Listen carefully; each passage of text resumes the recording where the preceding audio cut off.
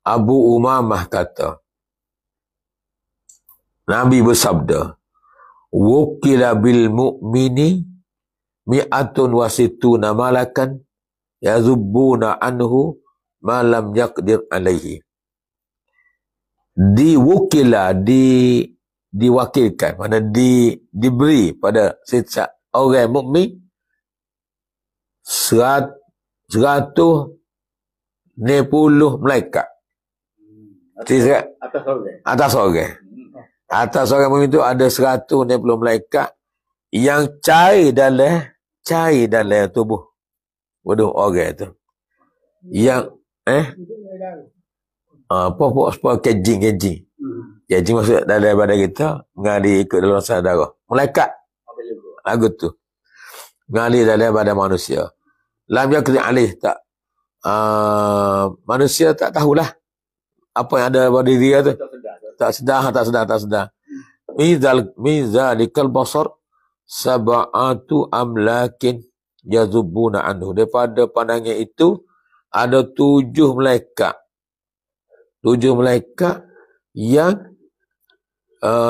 cahaya bergerak dalam badan manusia, kama yazubu an qas'atil asil zubab, lagu bagaimana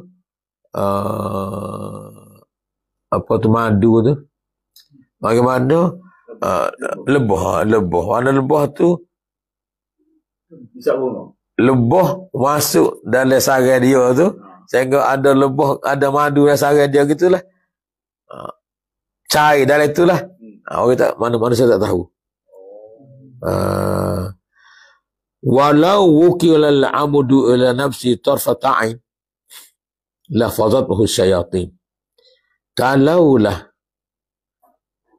manusia itu dilepaskan untuk dia bawa diri sendiri, nascaya dia akan dikuasai oleh syaitan.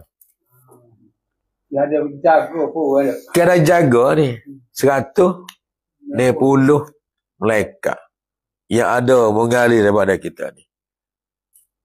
Kalau yang jaga kita, kalau tak ada hak tu, tarfat ain, mana kalau dilepas sekelip mata manusia tu tak dijaga oleh malaikat, nascaya akan dijaga, dikawal, dikuasai oleh syaitan.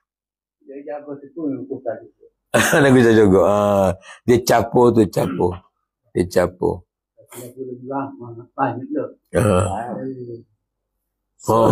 Tapi sana dia cair tak? Cair. Meresap daripada.